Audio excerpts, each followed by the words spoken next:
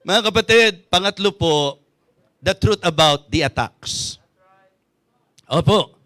Dahil may kalaban, therefore may laban. At doon po sa laban, for sure, may attack. May mga atake ang kalaban. Ang ginamit pong salita rito, wiles of the devil.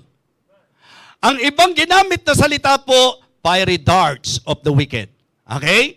So ito po'y lumalarawan sa mga atake sa buhay natin. Sinabi ko na po na meron pong realidad ng laban at ito po ay against pride, against pleasure, and against pressure. At mga kapatid, pag umatake si Satanas, matindi. Sino isa sa naalala nyo kaagad pag pinag-uusapan atake ni Satanas? Si Job. Tama po? In the life of the Apostle Paul, who can deny that he experienced so many attacks of the devil? Grabe po. Ngayong pandemic na ito, posibleng ang atake niya sa iyo, yung sa finances mo. Tama? Ha? Inaatake ka niya sa pinansyal. Pwede rin na sa sitwasyong ito, ang atake niya sa iyo, yun sa physical. Diba? Maybe sa inyo na nakikinig ngayon, ang atake na nararanasan mo ngayon, inaatake niya ang pisikal na kalagayan mo, inaatake niya ang pinansyal na katayuan ninyo, maring nawalan ka ng trabaho, maring medyo bumaba ang dating ng business mo. Mga kapatid, yan po si Satanas. Kalaban siya at ang laban natin nandyan, ipinapakita ng mga atake niya. At alam niyo po, may mga pagkakataon, emotional. Ay, yung atake niya sa emosyon natin. Naka-experience na ba kayo ng ganon? Yung wala naman sa isip-isip nyo, bigla na lang, harang lungkot na lungkot ka. Bakit ka malungkot? Di ko alam. Bakit di mo alam? Malungkot ako eh. Nakaranas kayo noon yung, hindi mo siya maipaliwanag, basta lungkot na lungkot ka lang. Hindi mo ma-identify, pero ang lungkot mo. Mga kapatid, isa yan sa paraan ni Satan. Kaya nga, may mga services po, hindi na mamalayan ng mga miyembro. Mga malalayo ang tingin. Wala namang tinatanaw. At kapansin-pansin, mga kapatid, na ang matay nagdidilim. Di ba may mga pagkakataon sa buhay natin, ganun eh. Kasi nga, pag umatake si Satanas, hindi lang naman sa physical. Pag umatake siya, hindi lang naman po sa pinansyal. Pag umatake siya, hindi lang naman po emosyonal. Minsan, isip. Yung mental attack. Di ba? Ang ingatan niyo po yung mental hospital attack. Yung pag hindi natin nakayanan yan, kailangan nating dalin. Mga kapatid, pag pinayagan niyo po at pag nagpadaig kayo sa atake ni Satan, lulumpuhin tayo niyan. Sabi ko nga, aralin niyo po buhay. Alin ang maganda? Yung masaya ka o malungkot?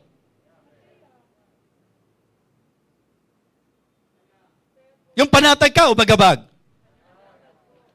Yung nag-aalala ka o payapa? Yung magandang relasyon nyo o magulo?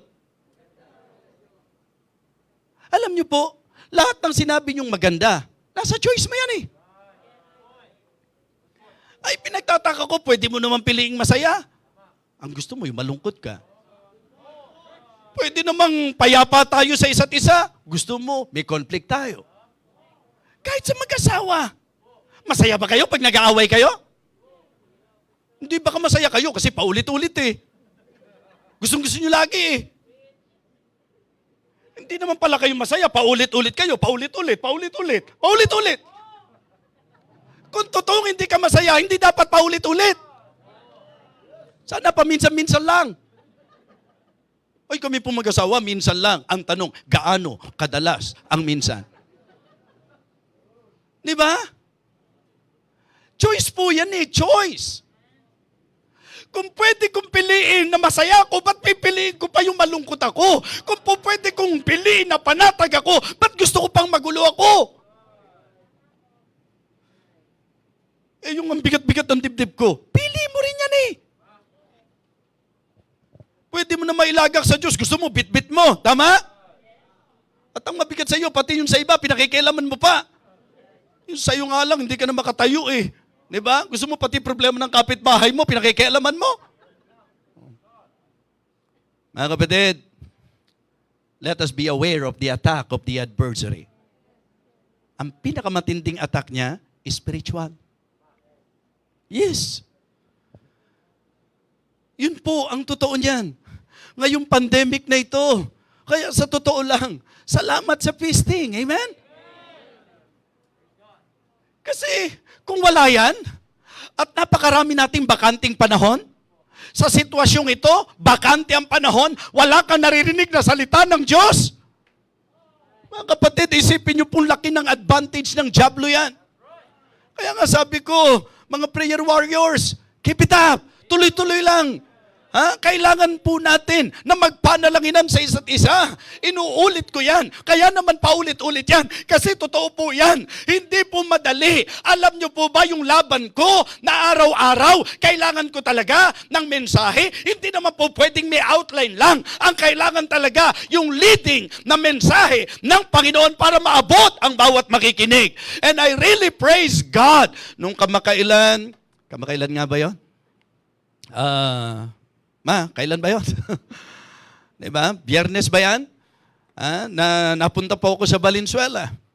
And then, yung isa sa kapatiran po natin doon, talagang tuwan-tuwa siya na nakita kami, nakakain pa kami, at gusto niyang ibalita sa akin na yung asawa niya na hindi naman nakapag-church, pero dahil may feasting on the divine verses, bumili pa sila ng malaking TV para lang po mapanood, mga kapatid, ang feasting on the divine verses. And you know what?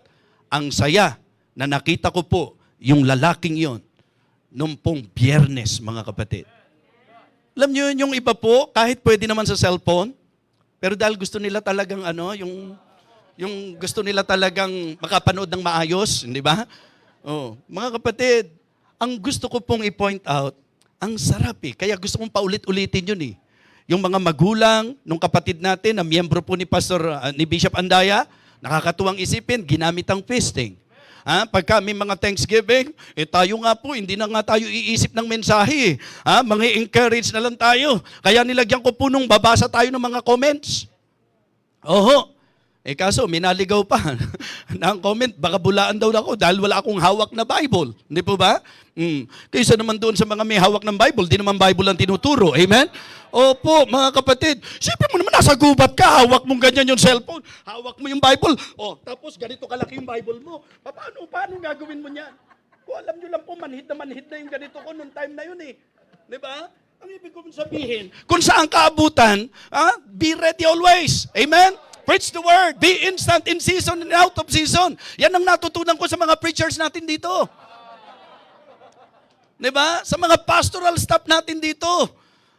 Nako, bawal na bawal sila na kapag sinabi ko, kapatid, ikaw ang magpipreach ngayon. Bishop, ginulat mo naman ako. Kasalanan mo, kaya ka nagulat.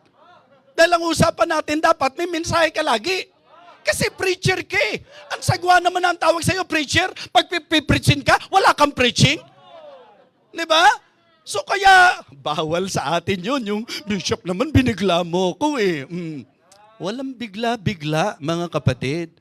Kaya kita nyo, dahil ganyang katindi mga preachers natin, ako po nagsisikap na talagang maging handa rin lagi. Kita nyo naman si Pastor Rodel nung nag-preach. Walang paglagyan ng outline sa dami, di po ba? Grabe, may acronym na yan, di pa? May acronym na yan. Tapos pagka nag-preach, may acrobat pa yan, mga kapatid. Di ba? Loaded. Why? Kung tutusin, kinakabahan siya. Tama? Kinakabahan siya. Pinalakas lang ni teacher silang loob eh. Kung hindi, mga kapatid eh. Kasi tayo po, hindi naman tayo kasi mayayabang na kayang-kaya natin. Ang paniniwala natin, biyaya lang ng Panginoon yan. Ang mahalaga lang, once na binigyan tayo ng pagkakataon, talagang dapat atin pong i-grab yung opportunity. Kita nyo? Natuklasan natin si Pinolan, di ba? Kita nyo si Pinolan, pagka nag-i-speak din, talagang sabi ko, wow, may natuklasan na naman ako. Kala ko, pang ano lang to eh, Bible, Bibo! Di ba?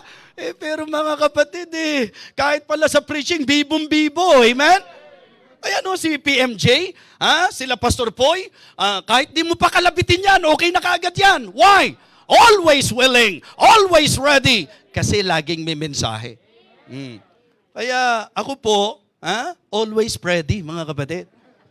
Always ready. So tapos pagbibintang ang kambulaan dahil wala kang hawak ng Bible, samantalang di ba, bawat salita mo nga sabi ko nga ayokong preacher kayo kung ano-ano pinagsasasabi nyo. Preaching nothing but the word, amen? Kaysa naman doon sa, may Biblia nga, ang laki-laki ng Biblia ang hawak, pero nung nag-preach ko ano-ano pinagsasasabi, di po ba? O di at least, tayo kahit hindi natin hawak, medyo naibibigay pa rin natin yung purong salita ng Diyos. Amen?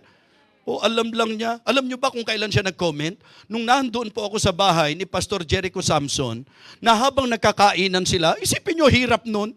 Nagkakainan sila, ang sarap ng pagkain. Ikaw preach ka ng preach doon sa tapos pagbibitakan ka pa. Di ba? Mga kapatid, sabi ko nga, napakasakit, Kuya Eddie. Sa akin, napakasakit, Kuya Freddy. Hindi, may kuya talaga akong Eddie. Yung tatay po ni Pastor Eric, Kuya Eddie po yun, mga kapatid. So, ikatlong bagay na nakita natin, the attacks.